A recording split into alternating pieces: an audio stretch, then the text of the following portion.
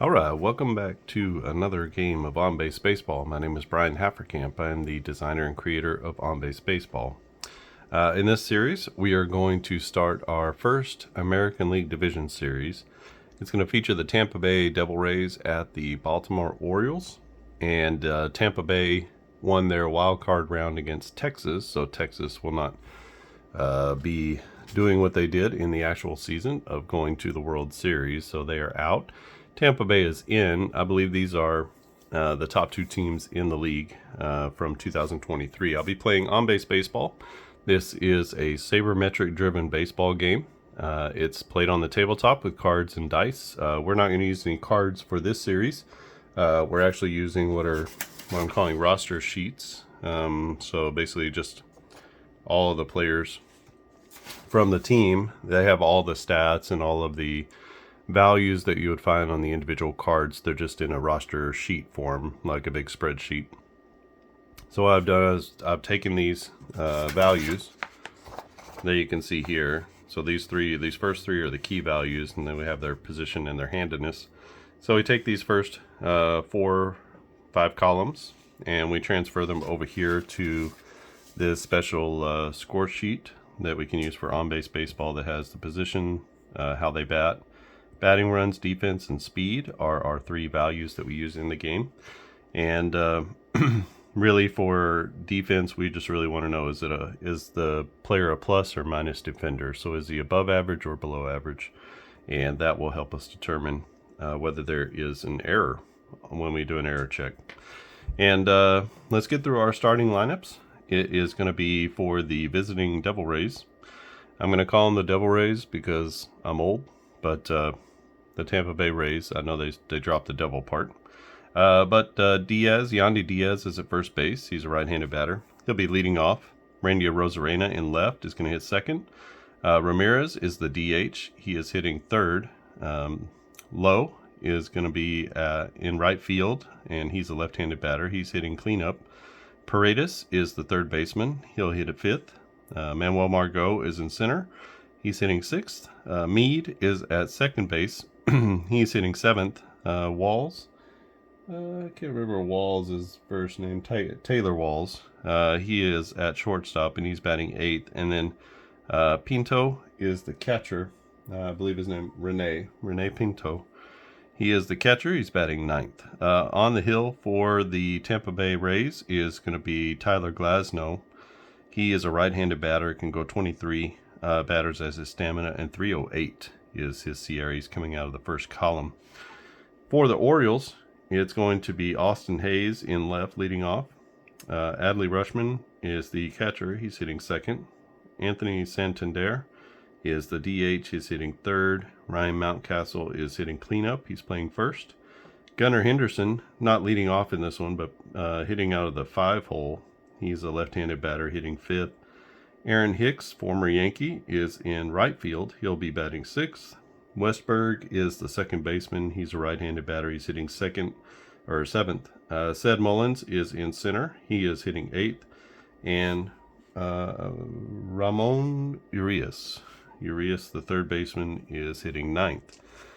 On the hill for the hometown Orioles, getting, I believe, his first postseason start. I can't imagine he had any before that. Young right-handed pitcher Kyle Bradish. He's can go 22 batters as his stamina, and he's a 376 Sierra. So he's pitching out of the second column. So it should be a well-pitched game. The first game was 3-2. Actually, Texas was in this one. So Tampa Bay goes on to a round that they didn't in real life, and we'll see. For a long time, Tampa Bay had the best record in baseball about the first half of the season, and then tailed off a little bit in the second half. Baltimore picked up the pace in the second half and wound up with the best record in the American League.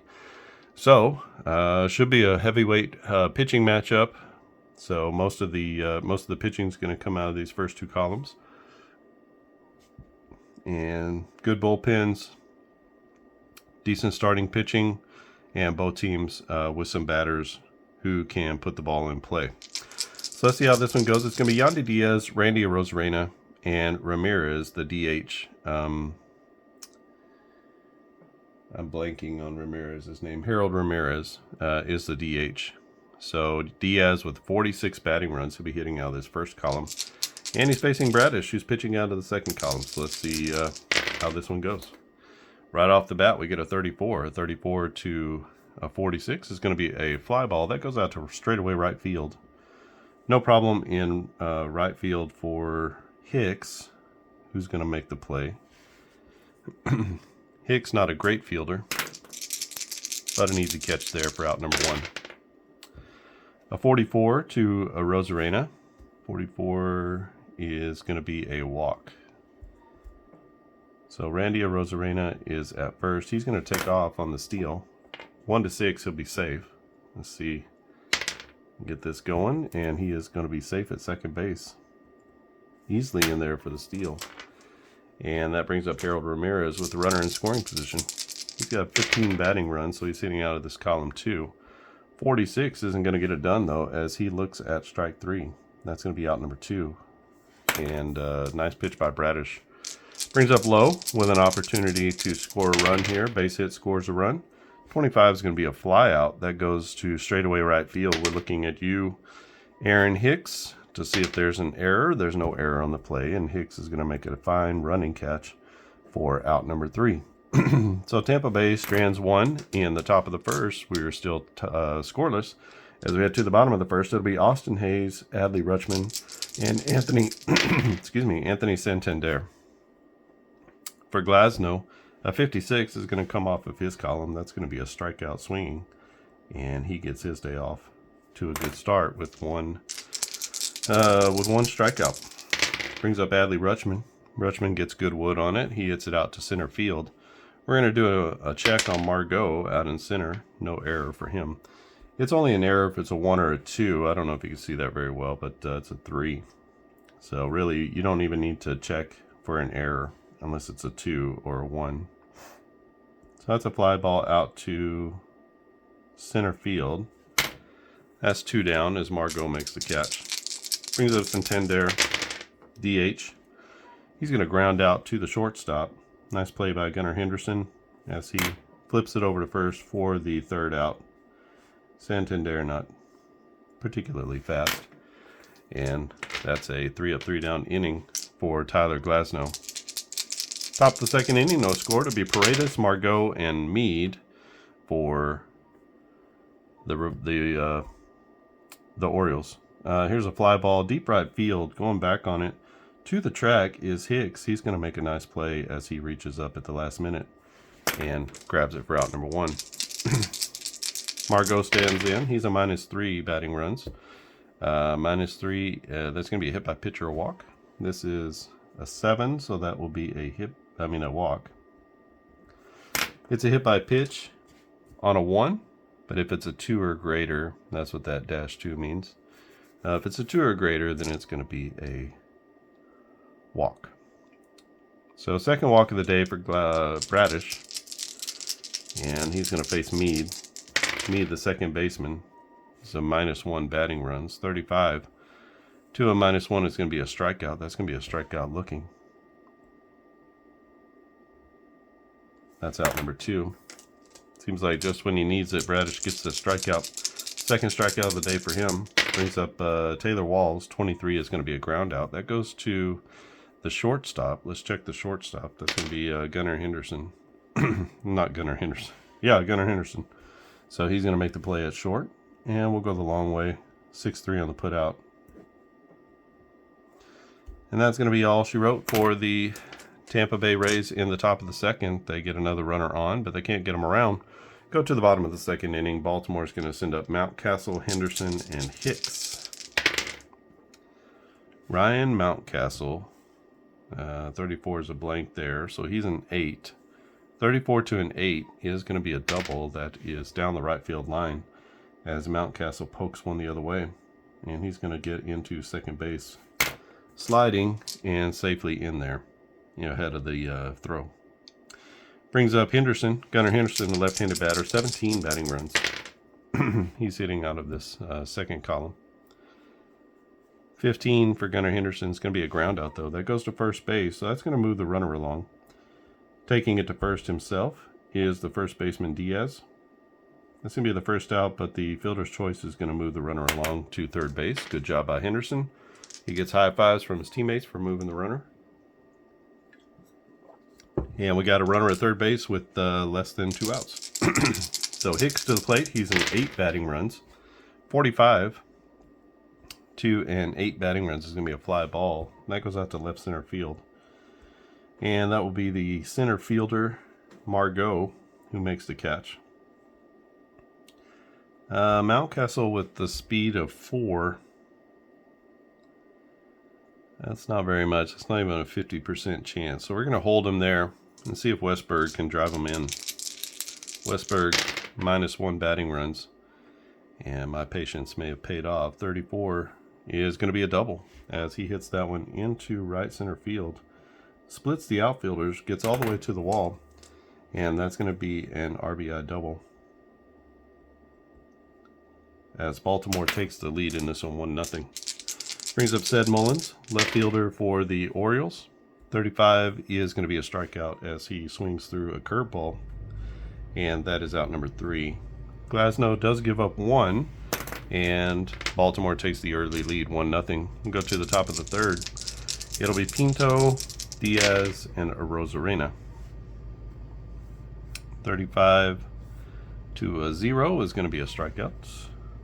So Bradish gets the strikeout. That is his 3rd K of the day.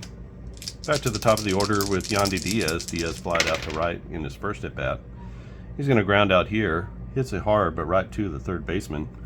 And Urias is up with it and over to first, and that's going to be out number 2. Brings up Randy Arozarena. Arozarena terrific in the postseason usually. And here he's going to ground out to the shortstop. It'll be Gunnar Henderson with a nice backhanded play. Gets it over to first with a strong throw, and that's going to be a 1-2-3 inning for Kyle Bradish as he sits down the Tampa Bay Rays in order. And that's going to bring up Baltimore in the bottom of the 3rd. It'll be Urias and then back to the order with Hayes and Rutschman. They're up 1-0. 56, this is going to be another strikeout from Tyler Glasnow. He's got 3 in the day. Austin Hayes is one of those strikeout victims. He's going to get a pretty good piece of this one as he hits it deep to right field, going back on it. And to the track is going to be Lowe. Not quite enough juice. That's Brandon Lowe, by the way. Not quite enough juice out there, and he is going to make the catch in deep right field. Brings up Adley Rutschman. Rutschman is 0 for 1. He flew out in his first at bat. A 45 to a 22 is going to be a base hit, though, as he hits one past the third base bag. Getting to it quickly is the left fielder Arozarena. He gets it in before Rutschman can think about taking 2. That brings up Santander. Another deep fly ball. This one out to left field. On the run is the left fielder Arozarena, and he, with his speed, is going to get there. That's going to be out number 3. Terrific play in the gap. Oh, that was F9. Sorry about that. That's who was that? Lowe getting there in the gap, and he's going to make the out for out number 3. So nice defense there as Rutschman got on, and Baltimore strands 1 and head to the top of the 4th inning. It is 1-0 Baltimore. It'll be Ramirez, Lowe, and Paredes for Tampa Bay. 45 to a 15 is going to be a base hit. That's right up the middle. Harold Ramirez, now 1 for 2. And that brings up Brandon Lowe. Lowe is 0 for 1. He has 19 batting runs in 2023. He is going to ground out to the second baseman. A 46 is going to be a double play or a strikeout. So there will be a double play as we go 4 to 6 to 3. And get that runner at first or second base for 1 and back over to first. That's a 2-out swing, and it'll bring up Paredes. Nobody on with 2 outs. Nice job by Bradish. 35 to a 25 is going to be a strikeout. That is a strikeout swing. So good inning by Bradish. He gives up the leadoff single, gets the double play and the strikeout to get out of the inning. We go to the bottom of the fourth. Baltimore up 1-0. It's Mountcastle, Henderson, and Hicks against Tyler Glasnow. Glasnow starts off with a swinging strikeout, and Mountcastle down for the first time in this game. He's 1 for 2. Brings up Gunnar Henderson. He grounded out to first in his last at bat. He's going to ground out again, this time to second, and that's going to be an out. As the second baseman, Meade makes a nice play to his glove side and gets Gunnar Henderson by a step. Brings up Aaron Hicks. Hicks, a right-handed batter. He stands in. He flew out in his first at bat. It's going to be another fly ball. This out to right center field. We're going to do an error check on the right fielder, and that's low, and he gets there and he makes the play on the run. Nice job by Tyler Glasnow, coming back with a strong 1-2-3 inning there. We go to the top of the fifth inning. Baltimore is up 1-0. Terrific pitching matchup here between a couple of young players, Bradish and Glasnow. Bradish will face off against Margot, Meade, and Walls. 45 to a -3 is going to be a fly ball. That's down the left field line. It's going to hang up in the air for Hayes as he gets there and makes the catch for out number 1. Meade, the second baseman, stands in. He was a strikeout victim his first at bat. Not going to strike out this time, but he is going to walk. So he is on base for the first time. 4 speed, not a real threat to steal. But Walls, the next guy, is quite fast, so let's see if he can get on base. He's a -7 batting runs as he hits it into the air, and that is out to right center field. Chasing it down in right field is who is that? Hicks. Hicks in right field. Possible error on Hicks, and that does. It bounces off of his glove, so that's going to be an E9. Runner had to hold, and so he's going to go to second base on the error. Got 2 on now, and let's see if Rene Pinto can come through with the hit. 25 is going to be another hit to the outfield, this time to center field. We're checking the center fielder, Mullins. Mullins makes an error. Can you believe it? 2 errors on the play, and that's going to load the bases for Yandy Diaz. Diaz, a 46 batting runs. Tyler Glasnow in a little bit of trouble. If there's a double play, we're going to go home to first on the double play. So playing the infield halfway, and on a fielder's choice, we're going to go home with it and get the player at home. So it is going to be a fielder's choice. This is a ground out to the shortstop. Playing halfway in, it makes a good throw home. So we're going to get this guy on a fielder's choice. That's out number 2. Everybody's going to move up, and the bases are going to remain loaded. So he's here on a 6-2 fielder's choice. Everybody plays back here for a Rosarena. Rosarena 0 for 1. A 22 is going to clear everything, I believe. This is, Bradish. Yeah, that's going to be a double. So a 3 RBI double for a Rosarena with 2 outs. That's going to score this guy. It's going to score this guy. And it's going to score this guy all the way from first. Wow. That is a huge play.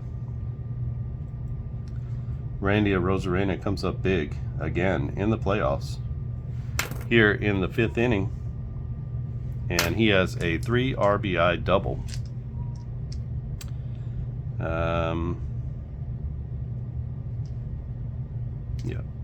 We'll go with the 3 RBI double. Harold Ramirez 1 for 2. A 35 from Bradish is going to be a strikeout. So that ends the inning on a swinging strikeout, but too little too late, as Randy Rosarena with the 3-run double puts Tampa Bay up 3-1 as we head to the bottom of the 5th inning. Glasnow looking good. He's going to face Westberg, Mullins, and Urias for the Birds. This is a ground out. This goes to first base as Westberg tags one the other way. We'll go 3-1 on the put out. As the first baseman, Diaz pitches to throws it to the pitcher cover. Brings up Sed Mullins. Mullins struck out in his first at bat. Here he's going to ground out. That goes to second base. Is there an error? No error on the play. And that'll be out number 2. Cedric Mullins now 0 for 2 on the day. Urias struck out in his first at bat. He's going to get pretty good wood on it here as he drives it out to deep center field. That's going to be in the ballpark and playable for the center fielder, Margot. Margot puts it away. Another 1-2-3 inning for Tyler Glasnow. And we head to the top of the 6th inning. 3-1 is our score. Kyle Bradish can go 22 batters. He's at 18, 19, 20, 21 right now. So let's give him another inning, see if he can get through the 6th. And he'll be facing Lowe, Paredes, and Margot. Sorry, Margot. Bradish out of this, so he's going to have a strikeout. That's another K for Kyle Bradish. 1, 2, 3, 4, 5, 6 Ks on the day for the young right-hander. Brings up Paredes, the third baseman. 25 batting runs. Wow. Just stellar. And he's going to take a walk here. First time on base. And that is walk number 4 for Kyle Bradish. Brings up Manuel Margot. Margot is 0 for 1.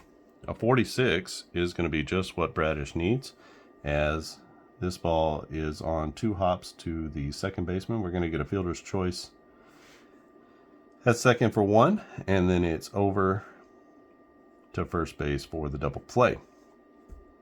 So just like that, Kyle Bradish gets out of the inning with an inning-ending double play to Margot.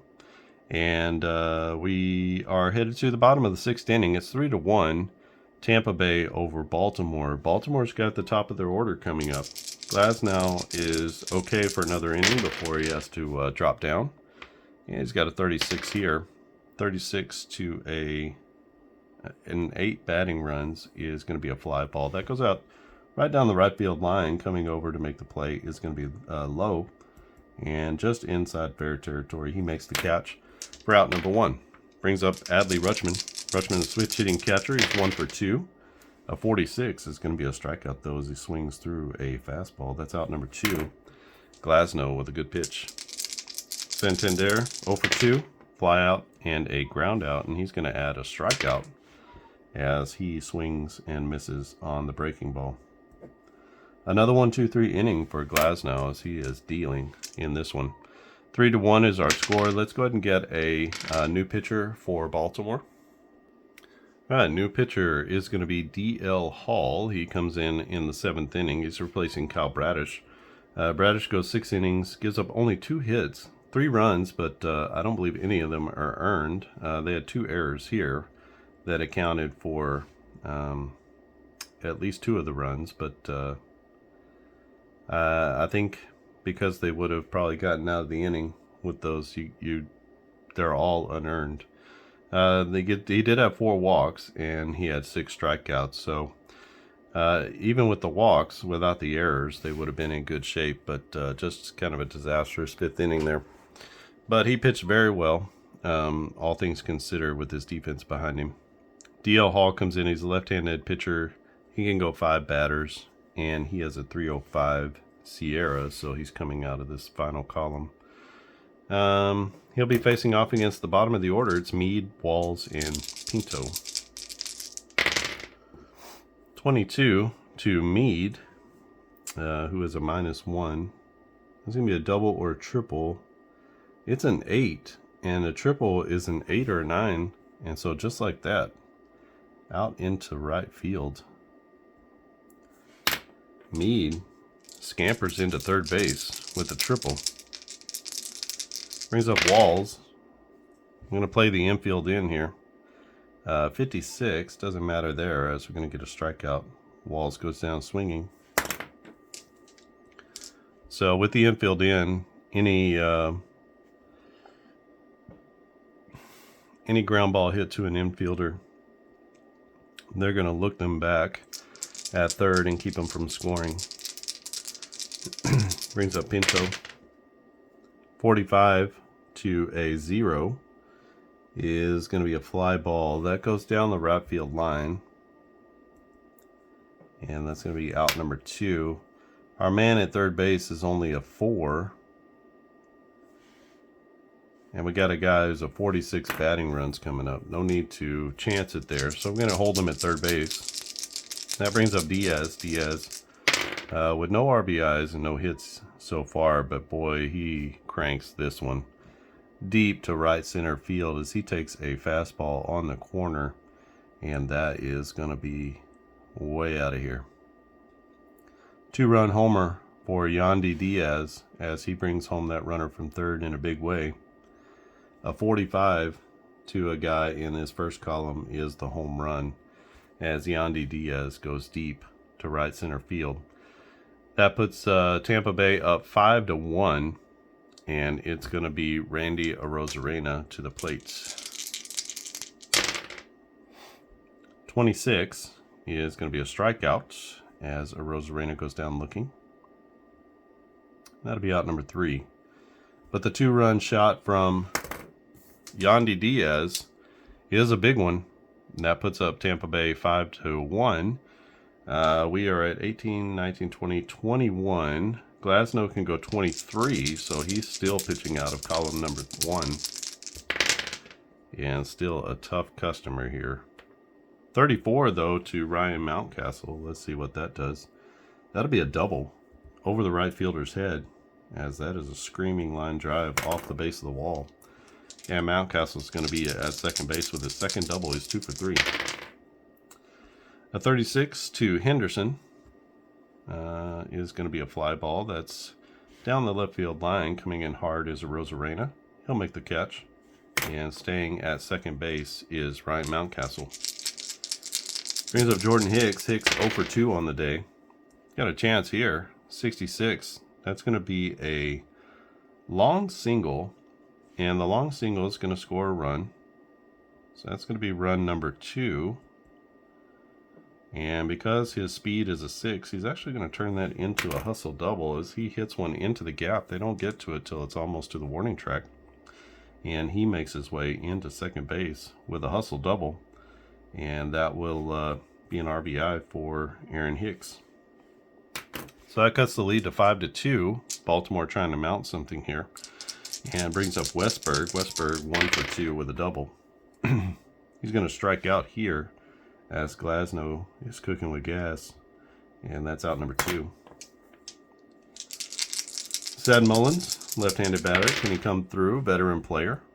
He cannot, as he is going to strike out as well. The bender gets him. And Baltimore does get 1 on the board. It's 5-2. As we head to the top of the 8th inning, we're going to get a new pitcher for the Orioles. All right, a new pitcher for the Orioles is going to be Jacob Webb. He replaces D.L. Hall, who goes 1 inning, gives up 2 hits, 2 runs on the Yandy Diaz bomb to right center field. And he had no walks and 1 strikeout. Jacob Webb, right-handed pitcher, can go 4 batters. He's a 409 Sierra, so he's pitching out of column number 2. He'll face off against Ramirez, Lowe, and Paredes. Ramirez is 1 for 3 with a couple of Ks and a single. 26 to a 15 is going to be another single. This is a base hit down the right field line. We're going to see if there's an error on the right fielder. Hicks, no error on the play, so he gets to it and gets it in. And standing at first is going to be Ramirez. With his second hit, he's 2 for 4. Brandon Lowe stands in. 23 is going to be a ground ball to first base. Let's see if there's an error. Oh, there's an error. That's the 3rd error of the game on the Orioles. Whew, has Mountcastle this time. Boots it at first. And the fundamentals have totally lost. Baltimore's totally lost the fundamentals in this one. They got 2 on now with nobody out. And Paredes to the plate. It's Isaac Paredes is his name. 46, that's going to be a good roll, though, as this is a changeup. That Paredes catches on the outside corner. He pokes that to second base. We're going to have a double play here, a 46 on a 25 is going to be a double play or a strikeout. So we got a double play in order here. So we're going to go 4-6-3 on the double play. We get that one at second base. That's out number one. This runner is going to move up on the fielder's choice. And so we trade 2 outs for 1 base. And we got a runner at third base now with Margot standing in. Margot 0 for 2. He's going to ground out to short. The error check is to the shortstop Henderson. Henderson will make the play over to first, and that gets Baltimore out of the inning with no runs given up. And we head to the bottom of the 8th inning. Still 5-2 our score, and Tyler Glasnow in control. We're going to leave him in the game, but we need to drop him 1 column. So he's at 26 batters now, and we need to drop him down to the 2nd column. Let's see how he does. With the bottom of the order, it's Urias, Hayes, and Rutschman, and not so well. A 22 is going to be a double as Urias laces one down the right field line, going the other way with it, and he's going to cruise into second base with a leadoff double. Austin Hayes to the plate. He's 0 for 3. 24 is going to make him 0 for 4 as he strikes out for the 2nd time in this game. That's out number 1, and is strikeout number 1, 2, 3, 4, 5, 6, 7, 8, 9 for Tyler Glasnow. Excellent start. He's only given up the 2 single runs at this point. 56 to a 22, though. That's going to be a walk as we get 2 men on here. So runners at first and second with 1 out, and Anthony Santander at the plate. A 45 to a 15 batting runs is going to be a base hit. Let's see, with 1 out. Urias is a 5. That's about a 55% chance to score. Let's go ahead and send him. So 1-5, he's going to be safe at the plate. It's an 8, and he's thrown out. And I don't know where that went. So we're going to say, we'll say from left field, because I don't remember where that's going. So we'll say 7-2 on the putout. So that's out number 2. And we got runners at first and second now. Mountcastle to the plate. Mountcastle's 2 for 4. 15 to Ryan Mountcastle is going to be a base hit as he hits one. He gets it through the left side. That's going to score 1. So 1 runner goes to third, and the runner from second is going to come home on the single. And just like that, it's a 5-3 game. And Tyler Glasnow trying to finish this one out against Gunnar Henderson. Henderson, a 12. That's going to be a grounder to the left side as he rolls over a breaking ball. And we're going to go 4-3 on the putout. That's out number 3. Baltimore does get 1 more, and we're going to head to the top of the 9th inning. Good one here. 5-3 is our score. And we're going to replace Webb. The new pitcher is Yennier Cano. And Cano comes in. He's a right-handed pitcher. Can go 4 batters as his stamina. 298 is his Sierra. So it's pitching out of this first column. He replaces Webb. Webb goes 1 inning. Gives up 1 hit. No runs, no walks, no strikeouts. Survived the error on the first baseman, Mountcastle. Now let's see if they can take care of the bottom of the order and get to the 9th inning. Tampa Bay is up 5-3 and looking to add on a little bit and widen that cushion. A 26 is not going to get it done as Meade is going to strike out for the 2nd time in this game. Brings up Taylor Walls. Walls -7 batter. 35 to Walls is going to be a strikeout as he goes down swinging as well. 2 straight Ks for Cano. Brings up Rene Pinto, the catcher, and that's going to be 3 straight strikeouts as he drops the hook on him. And that'll be a 1-2-3 inning as Cano comes in and strikes out the side.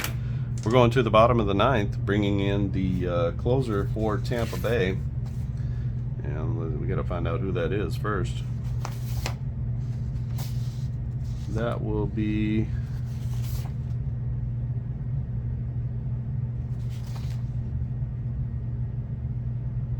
Pete Fairbanks. So ringing Pete Fairbanks in, and he's going to try to close this one out for the Rays. All right, new pitcher for the Tampa Bay Rays. It's going to be Pete Fairbanks. He's a right-handed pitcher. He's got a 4 stamina, and he can go. He's got a 2.82 Sierra, so he's pitching out of this first column. He replaces Tyler Glasnow, who had a really terrific start. 8 innings, 8 hits, 3 runs, 1 walk, and 9 strikeouts. And he is on the hook for the win. He'll face off against Hicks, Westberg, and Mullins. We also have a defensive replacement. Caminero is going to come in and play shortstop for Walls. So we go from a minus defender to a plus defender. We'll see if that comes into play. Sometimes it will. We're not losing anything on offense, but losing a little bit of speed out of the lineup. So let's see if Fairbanks can close it out and make that a moot point. 5-3 is our score. We're in the bottom of the 9th inning. 3 more outs to go for Tampa. Only 3 outs left for the young Baltimore Orioles squad. They've got Aaron Hicks to the plate. Hicks is 1 for 3 with a double. 23 is going to be a ground out. That goes to third base. Paredes, let's check his error, and no error on the play as Paredes makes a nice play to his left, spins and throws to first, and that is out number 1. 2 more outs to go for Tampa to seal a Game 1 win. This is going to be a ground out that goes to the shortstop. The shortstop, Caminero, he's tested, and he's going to make a nice play. It's a candy hop, and he gets it over to first base to get Westberg. So that's going to be a 6-3 put out. Said Mullins is up. I'm just trying to think. If we wanted to get some offense, what do we have on the bench?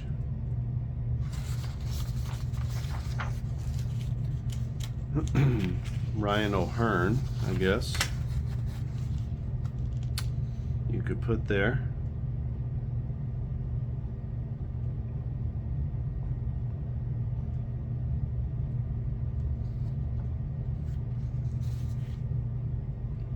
O'Hearn, though, is going to be exactly the same as Mullins. They both hit out of this column here, so no real advantage there. So let's go ahead and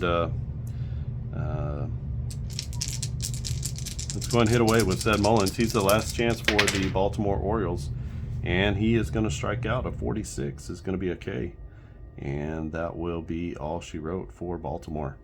As Seth Mullins swings through a fastball, and Baltimore does not score in the bottom of the 9th, that means it is a 5-3 win for the Tampa Bay Rays. So Tampa Bay takes a 1-0 lead in this series as they take Game 1 on the road against Baltimore.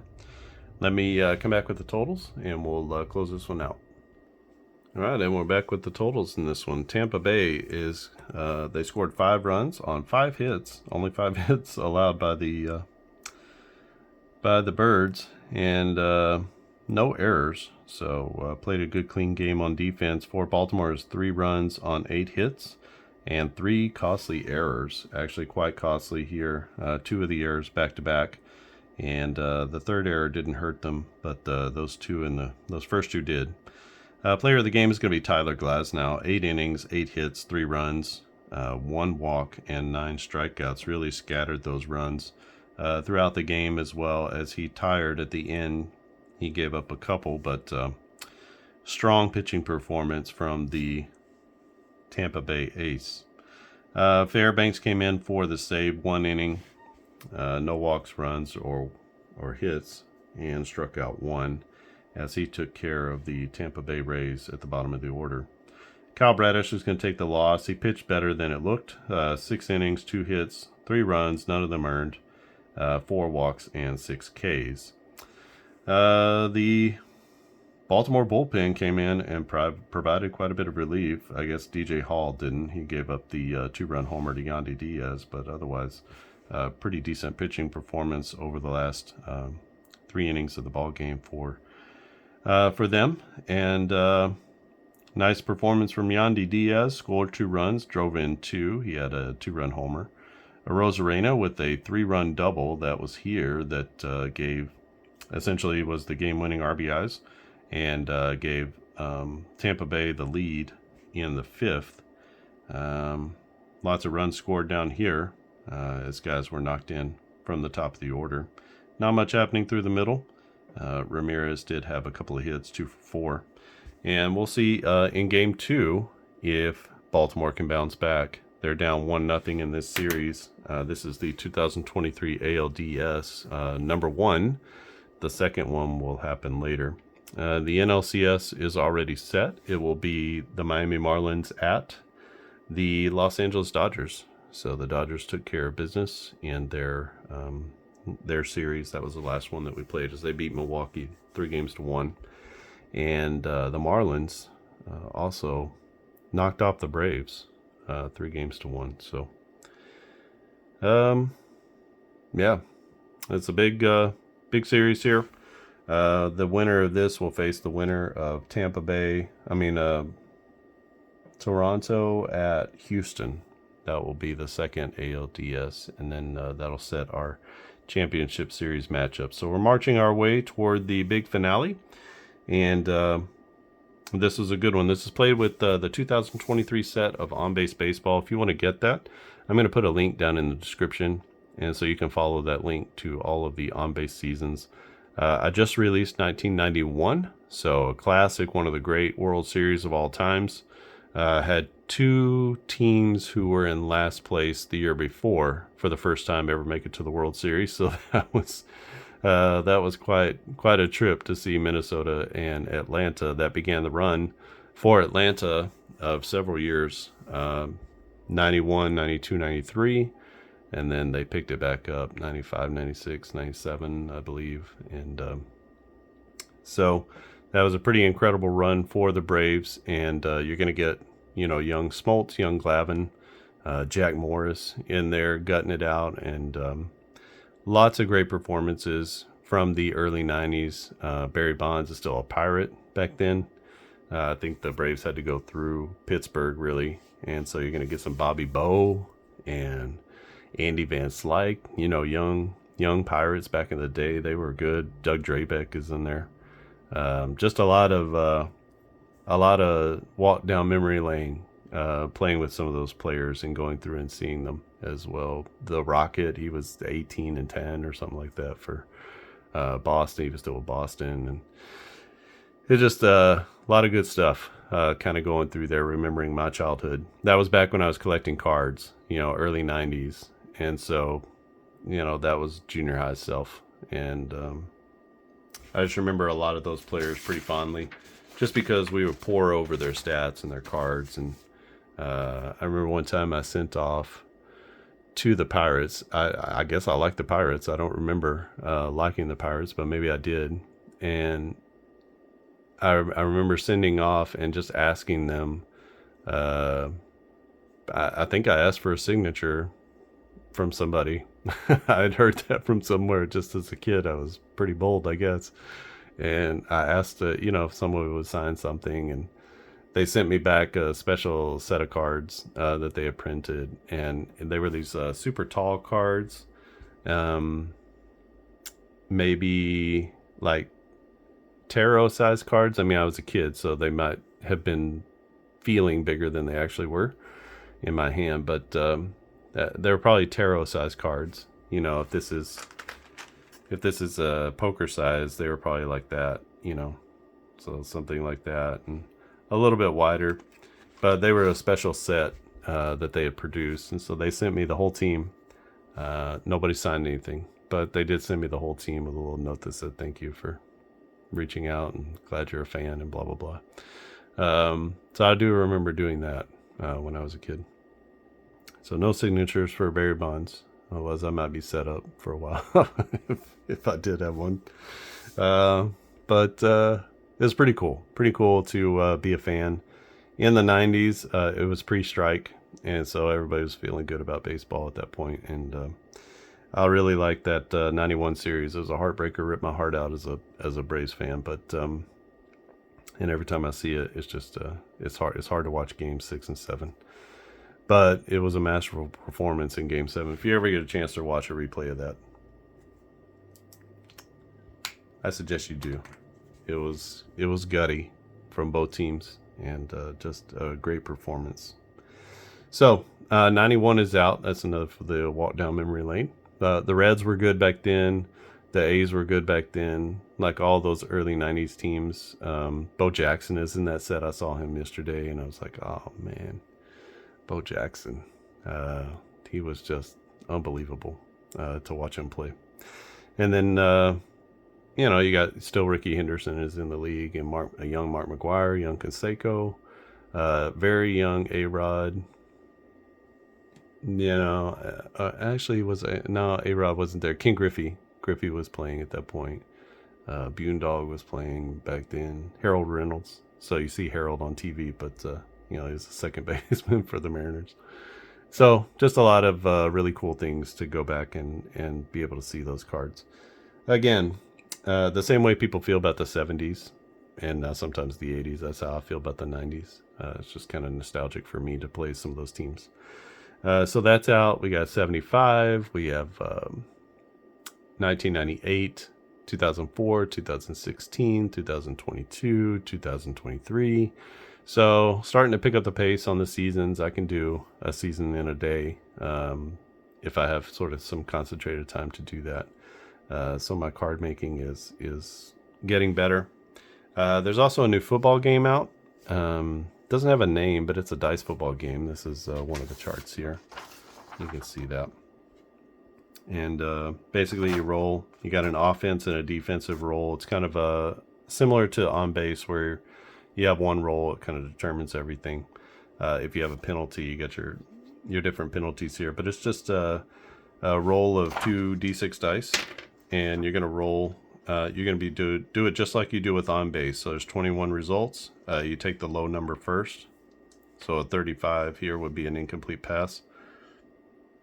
And if the defense also rolls the same roll, then whatever the effect is happens over here. Now some defenses are better. If it's a 0, it has to be exactly the same roll.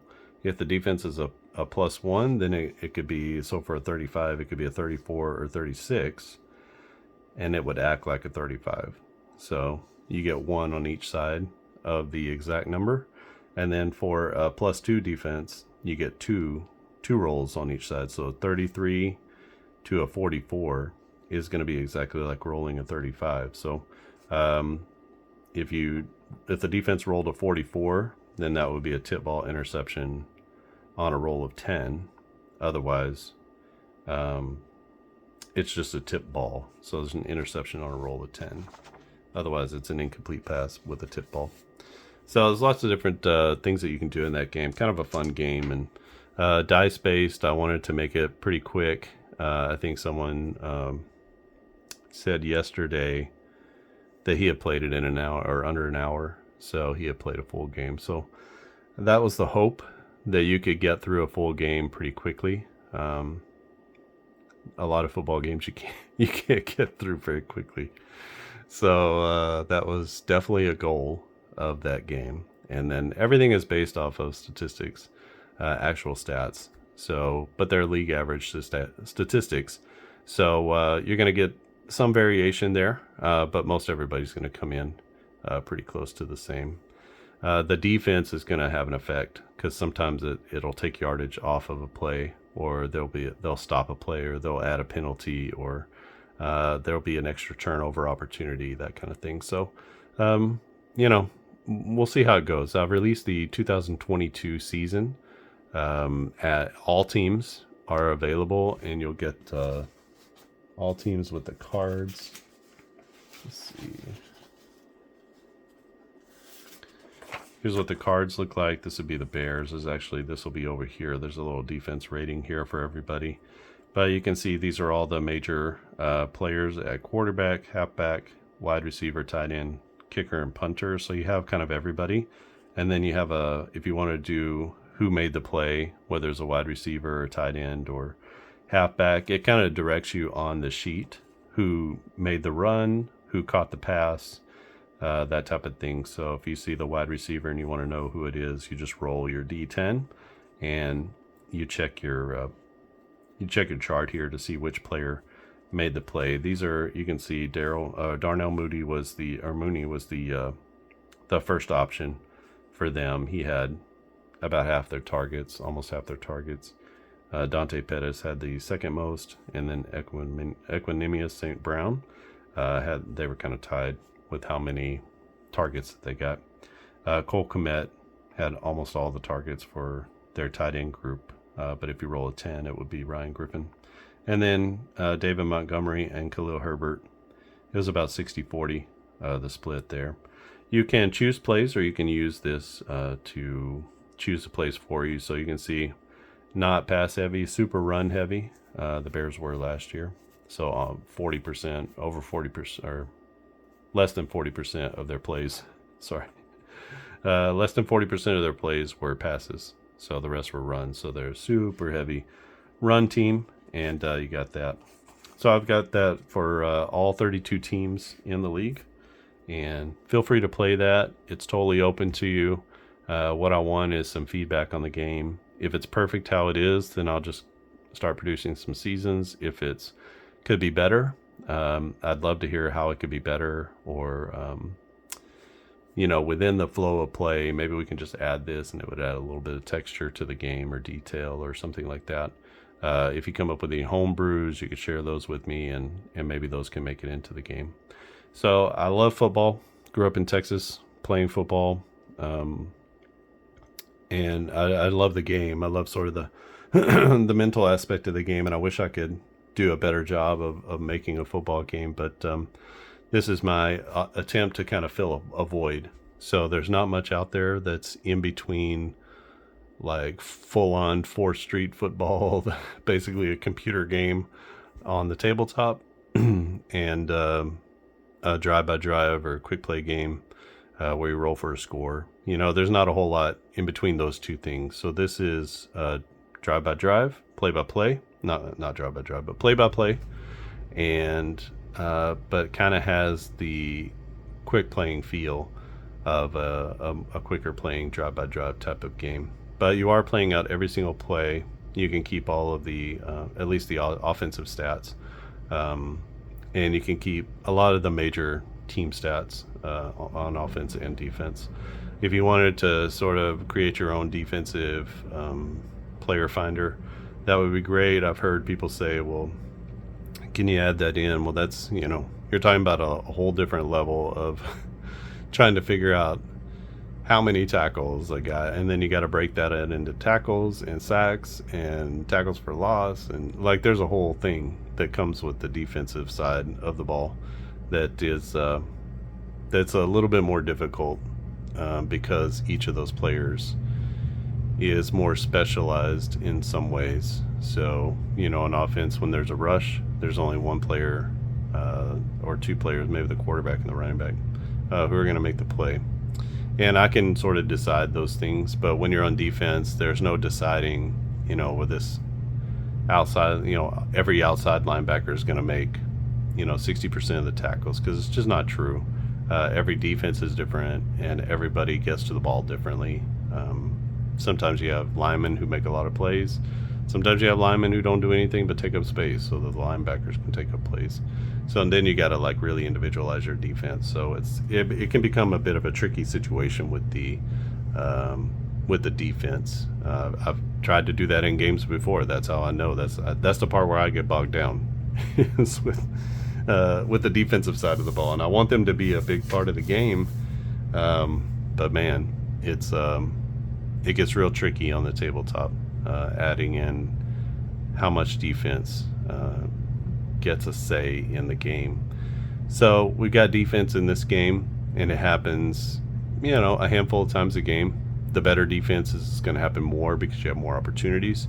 But it feels pretty good to me the way it is, because everything is based off of averages. So really any defensive involvement is kind of icing on the cake, or moving, in the direction of really penalizing the offense.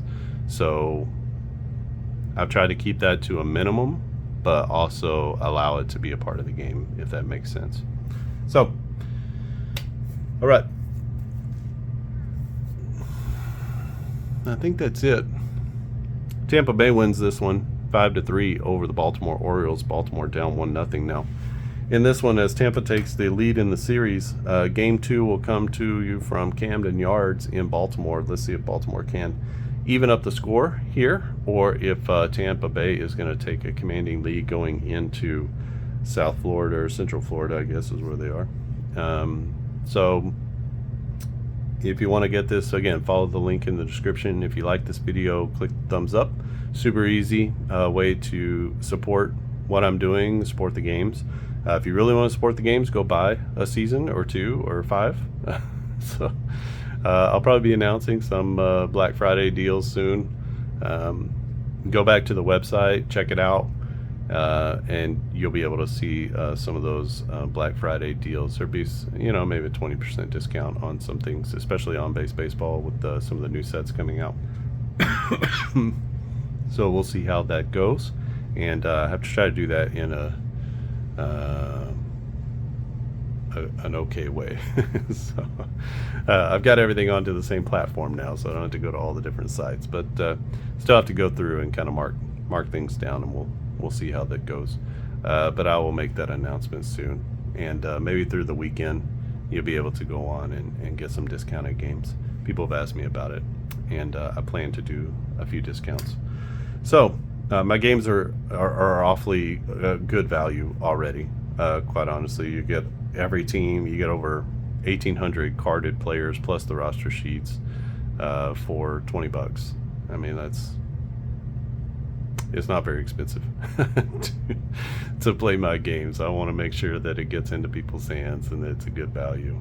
That size of card set, that's going to cost you $60 to $100 probably for someone to print it and ship it to you. So it can be a lot.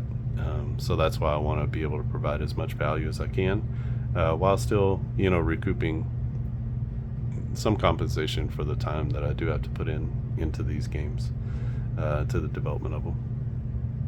All right, I think that's it from here. Thanks for watching, and I'll see you again next time.